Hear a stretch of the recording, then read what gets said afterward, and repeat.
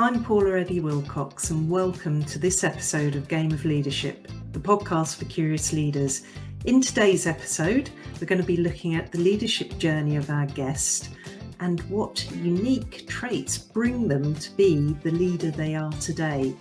Who knows what we're going to discover together, so I hope you enjoy the episode.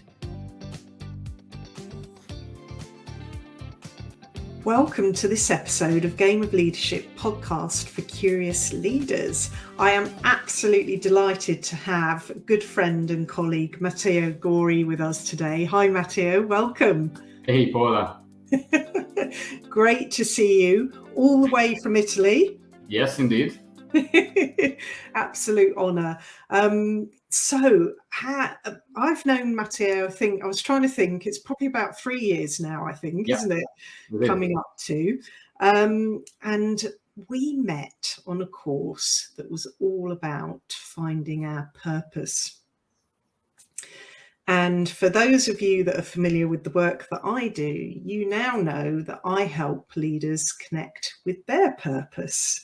And I have to say, it was that course and connecting with my own purpose that sort of put me on that path and that quest, if you like, to help others do the same. And having now sort of facilitated, coached and taught on that course, I now have created my own purpose course, the Accelerated Purpose Experience.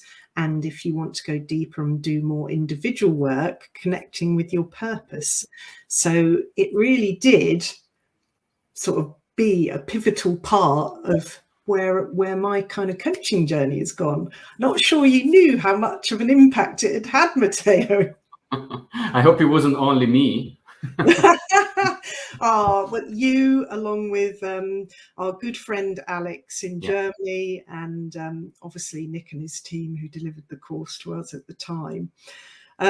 So less about me and more about our fantastic guest, Matteo. So let me just, forgive me while I read a little bit of an introduction. So after graduating in economics and international public policy, Matteo consulted on international projects in different geographies within the EMEA region.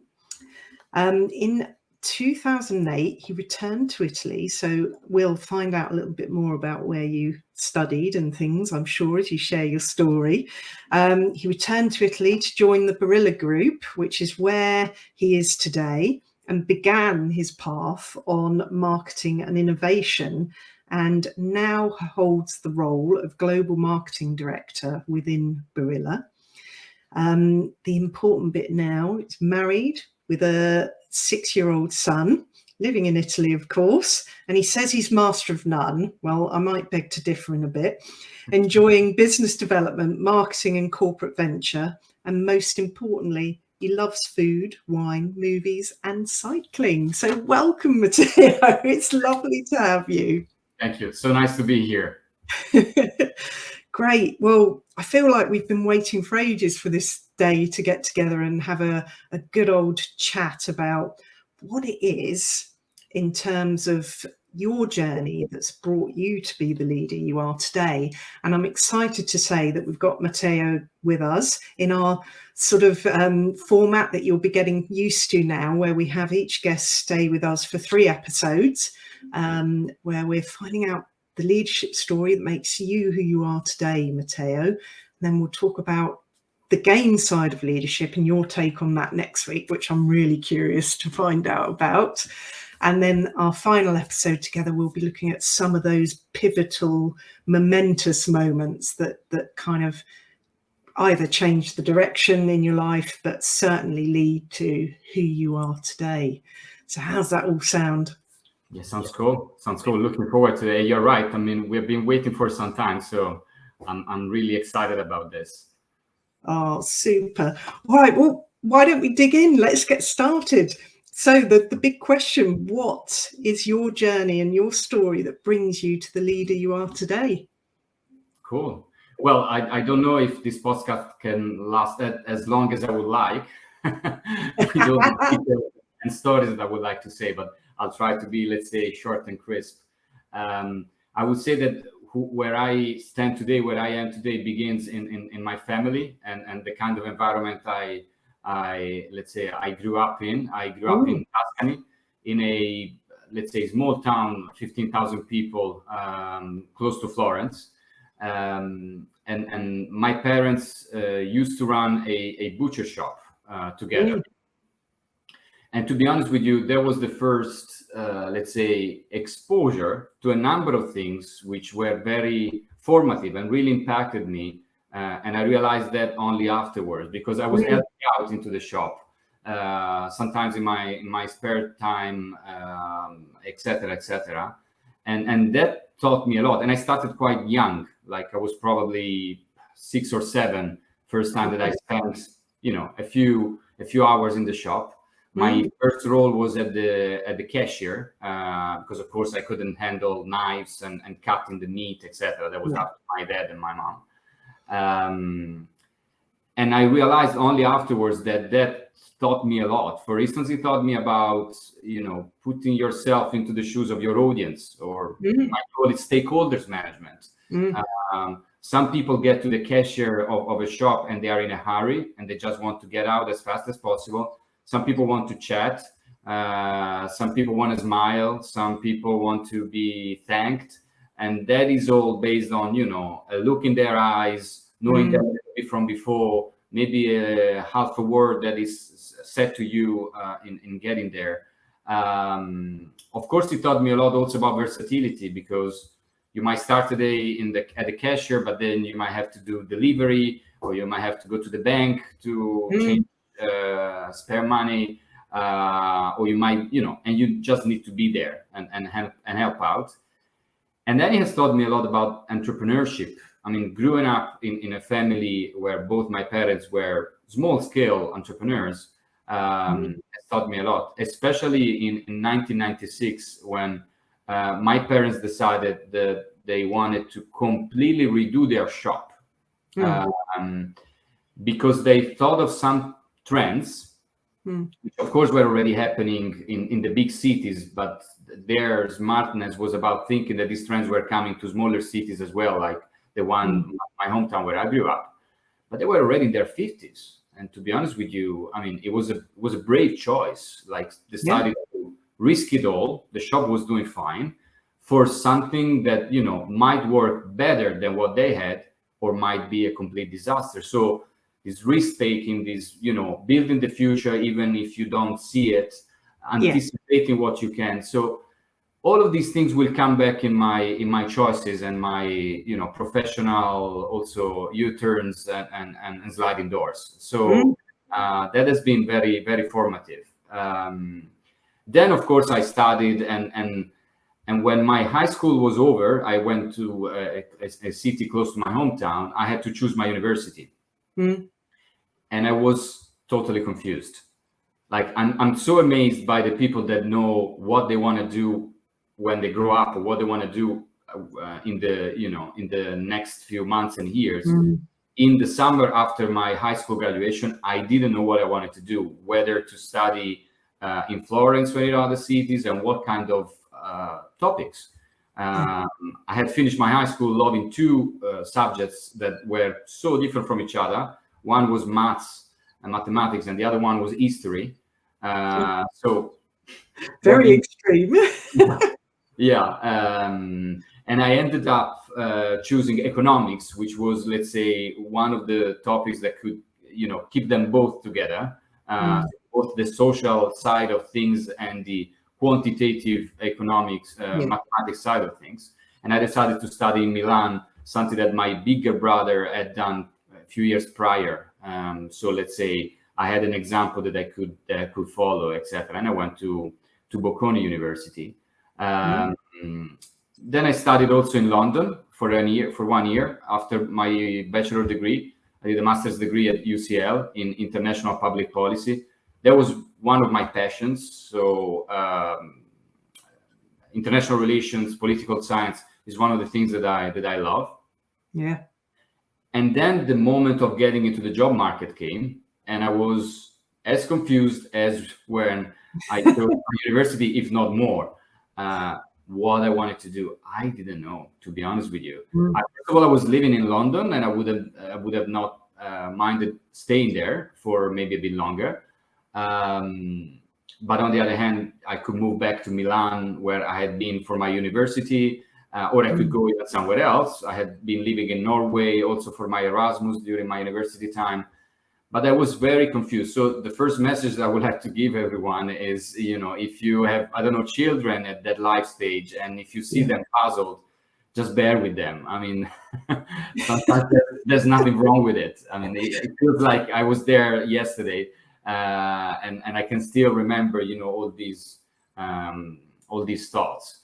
It's such a good point to make, Matteo, because I remember being quite sure what I wanted, so different to you, but coming to the point where I didn't get the grades that I needed to do what I wanted, and then being in that complete state of confusion and, well, what do I do now?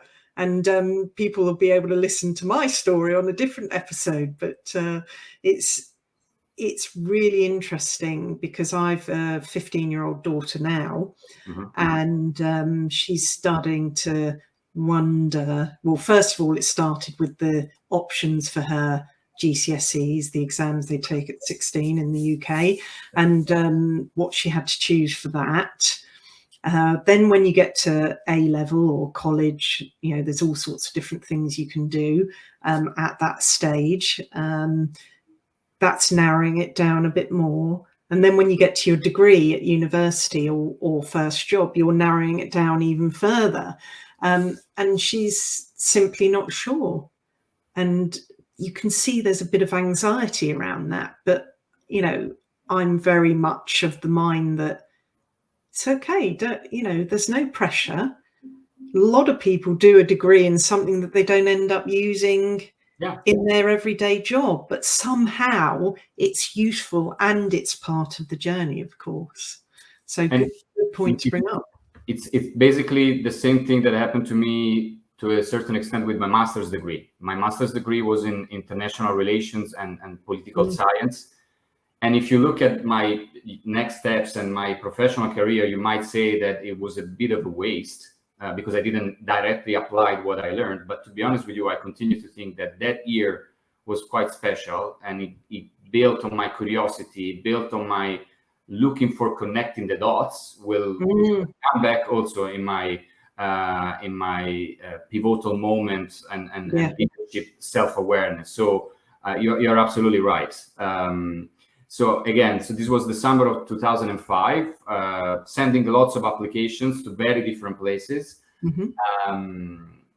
And then, as usual, nothing happens for a few months. And then two things happens at the same time. I had two offers for two internships.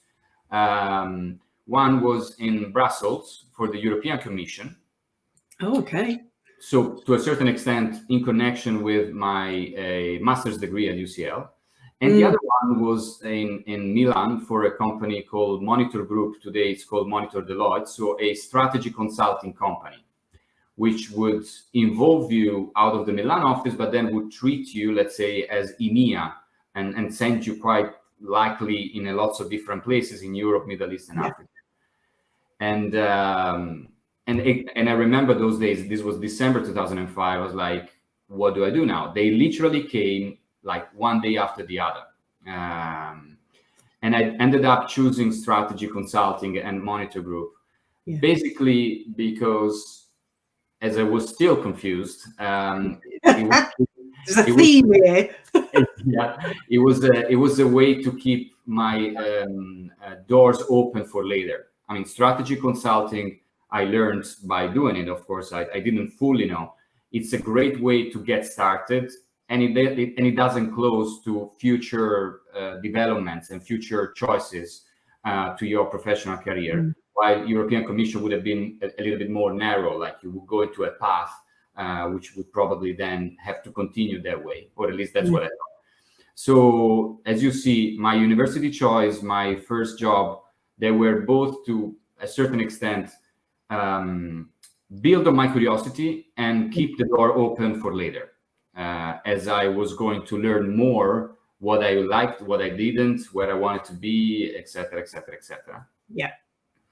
And strategy consulting was great, to be honest with you, because it's a great industry to start in. To be honest, if anyone has an interest, I would give it a go. It gives you a lot of things on project management, on stakeholders management. And I was lucky enough to have to travel a lot. So after the internship, my first assignment was in Johannesburg for 7 or 8 months. Actually, I left for a 2-month assignment, and then after 2 months, I loved it, and they loved me, and so we renewed for a number of months, and then I traveled also within Europe to Paris, to London, to Switzerland, etc. And I spent almost 3 years in consulting, and I loved most of it. I was also lucky enough to, bump into interesting projects, interesting managers. I found my first mentor in Johannesburg. So it was my project leader, but became a little bit my mentor, and somebody that I would talk to on a regular basis to, exchange views on my growth. His name is Ivo Sargis. But then I knew that I didn't want to be in consulting forever. This wasn't my, choice for the long run. I wanted to learn, I wanted to grow, but then I wanted to move to something else. And I realized that consulting is a very interesting industry, but if you stay there too long, then it becomes a little bit of a prison, because then it's more difficult to get out if you spend too many years. So 3 years was more or less the perfect stint for me. And Barilla knocked on my door. This was the summer of 2008. They were looking to bring new people. There was a new CEO appointed at the end of the previous year, and they wanted, also people that didn't directly come from the same industry or similar companies, but could bring a different way of working, different style, etc. And again, I was confused. I mean, I liked the idea. I liked the idea of working for an Italian company that was also quite known abroad as a good exporter of Italianity. But I was open to join Barilla Group on different options. I could do marketing, I could do strategy, I could do sales.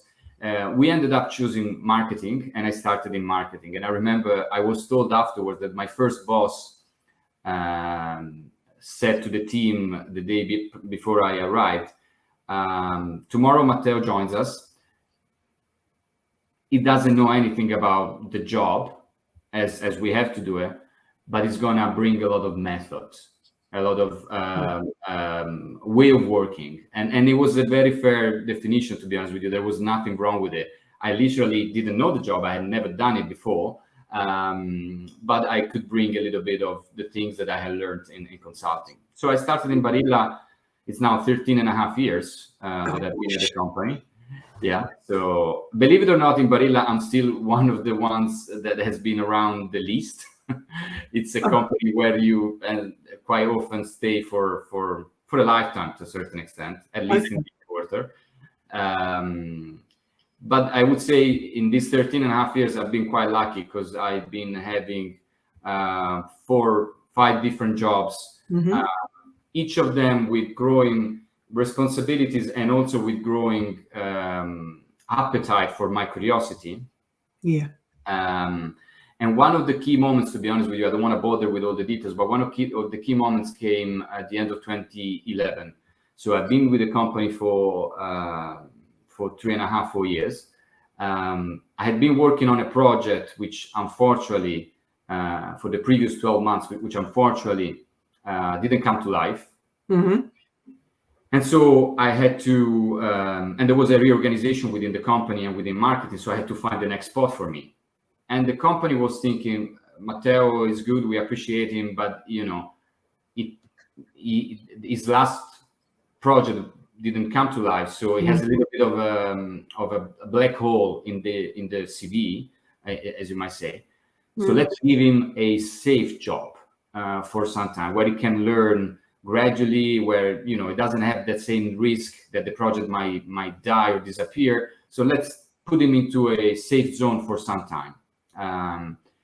And I said, I'm sorry, but I don't want any of that.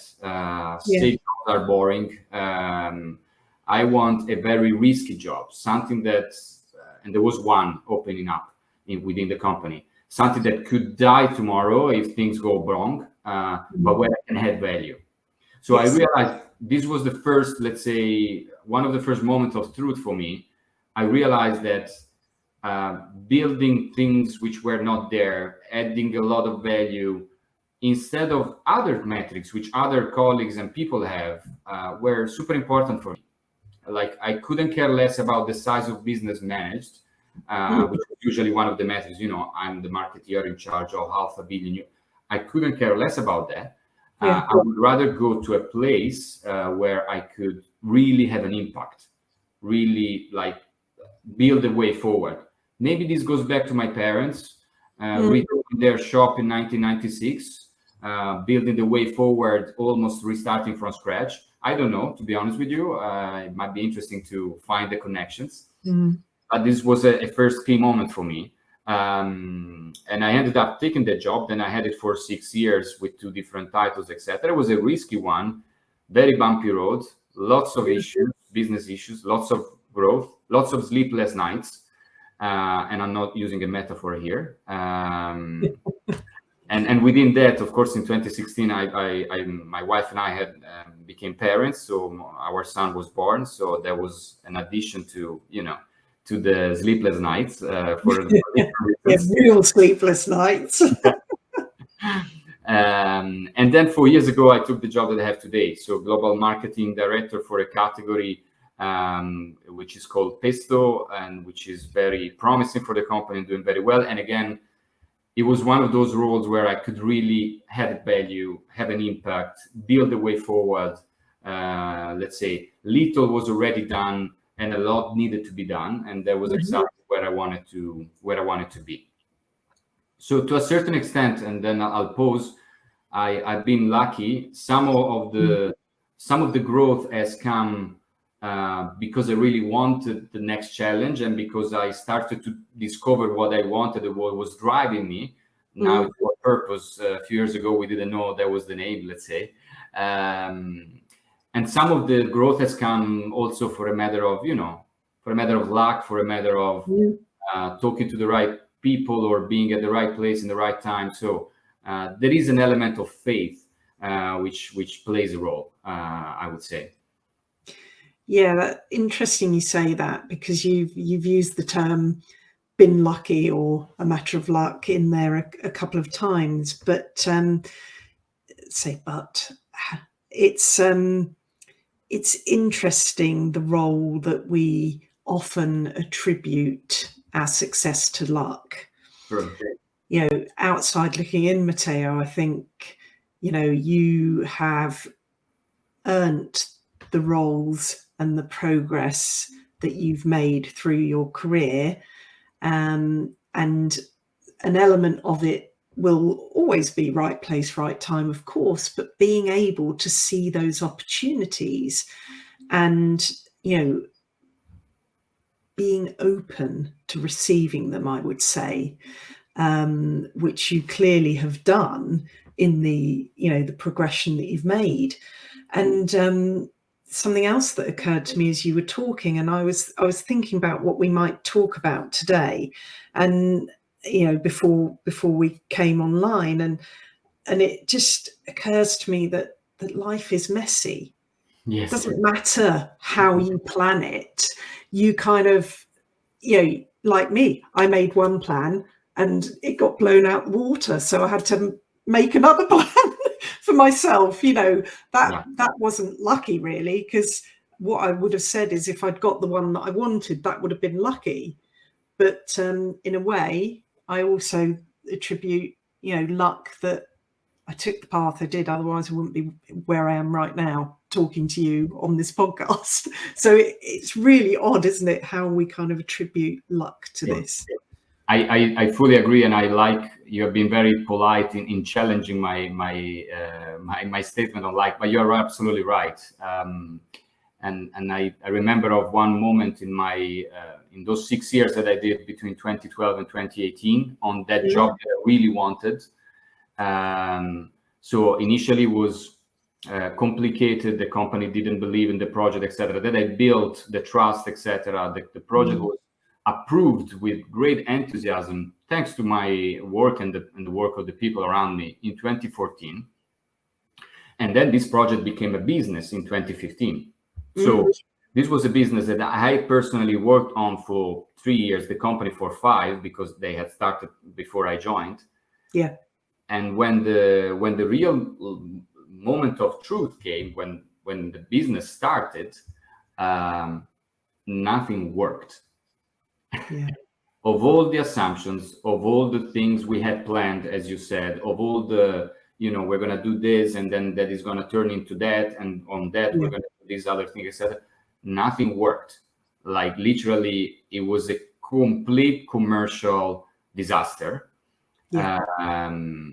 And I'm quite proud, to be honest with you, of what I did, because when I realized the disaster that it was, I took the group with me, and I said, okay, guys, now we got to rebuild it from scratch.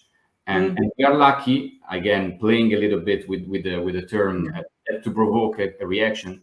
We are lucky because what came out is not a thing to fine tune, like we are 20% lower than the business case. No, we are 90% lower than the business case. So that's literally nothing that worked. We got to rebuild it from scratch. So don't come to me or to this group with fine-tuning ideas. Come with revolutionary ones, crazy ones. And this was a very cool moment, I have to say, because, of course, the company gave me the time to rework, rebuild, and that is a little bit of a luxury. Not all companies are that patient, but I think I interpreted that turning moment with the right spirit, and I rebuilt, the trust, the energy, the passion, and it ended up being a much better and much nicer story commercially afterwards. So you're right. I mean, and sometimes I play with luck or fate as a little bit of a provocation to myself and to the ones around me, a little bit. No, absolutely, and we do all do it, whether we realize it or not. And that's why I love the game of leadership aspect, because there's so many different ways you can play with it, and we'll dig into that obviously together in our next episode. But there's a word that keeps coming up, Matteo, in your story. What does curious mean to you? Well, as I realized afterwards, and we'll talk about that also in the next episodes, curiosity is everything to me. I was very curious as a kid, of a lot of different things. The let's say the obvious ones for kids, and sometimes the non-obvious ones, like politics. From where I was very, very young, I was reading the newspaper. I remember being in school, in secondary school. I was the only one going to the newspaper room and reading it of all my years. Curiosity is everything, and I've been at a certain moment of my growth and professional career, I had forgotten that a little bit. So I was also lucky again to be able to be reminded of that. So curiosity is everything, and what I'm trying to instill also in my son is the same thing. Like ask questions, try to connect the dots, even if you end up in a totally a wrong place. But think about things, think about the others, think about everything that surrounds us. And what you've beautifully demonstrated, as if we planned it, and I promise we hadn't, is the idea of a growth mindset, both in the project and the startup within Barilla that you took care of didn't work first time. What did you learn from it, and how did you change it and keep changing it until it did work? And having that kind of psychologically safe space to do that, as well as a real thing of beauty in the leadership landscape that we know is often messy, complex, managing egos and all the rest of it that goes on. To be able to do that safely and have that support, was a fantastic opportunity that you really took and ran with to make it the success that it is now. Amazing that curiosity helped you to do that too. And I realized that there is a saying in Italian. It says "da cosa nasce cosa." From one thing, something else could be born or could be derived. And when I was working on that internal startup, I remember I realized that it was quite potentially an interesting case study for audiences outside of the company. So I started to go into conferences and summits, innovation roundtables, etc., and bring this case. And one thing that happened, there was one in Amsterdam called Food Innovate, and they liked my presentation, they liked my style, and then they asked me, "Would you like to be our chairman for next year?" And then I became their chairman. And again, this year there's going to be this summit for the first time in Italy, actually. And I realized that I like that. I like being on stage. There is an element of stage in me that I discover is quite appealing. And there is an element, again, of curiosity, because you sit into these, sometimes 2-day workshops and conferences, and you get exposed to so many case studies, different industries, different people. So if I had not been open, let's say, to that, if I had not been knocking on some doors, that would have not happened. So I'm glad that I did it, and I only realized afterwards that was due to my curiosity and my growth mindset, as you said it. Oh, fantastic! Absolutely brilliant, Matteo. There's so much I want to ask you, but I'm going to save it for the next couple of episodes. Thank you so much for sharing your leadership story. It's always a pleasure. And, the reason this is called Game of Leadership, the podcast for curious leaders, is because I'm exactly the same. I love finding out about people, what makes them tick, and why they are at this point in their life, what led to that. And it's just, an honor to have you here and sharing that with us. So thank you so much. Thank you. My pleasure. We'll see you again next week on Game of Leadership, where we will be talking about game and leadership and what that means for you. I'll see you then. Cool. Take care. You too. Thank you for listening to today's episode of Game of Leadership, the podcast for curious leaders. Today, we listen to the leadership journey of our guest and how they got to be where they are today. Now, in the chats, we talked about all sorts of different things, and there are lots of bits and pieces in there that are going to mean something different to each and every one of you. You'll all have your own unique takeaways, so I encourage you to do a bit of reflection now and see what this might mean for your leadership moving forwards. I'm Paula Eddy Wilcox, and I look forward to seeing you on Game of Leadership, the podcast for curious leaders, next week. Bye for now.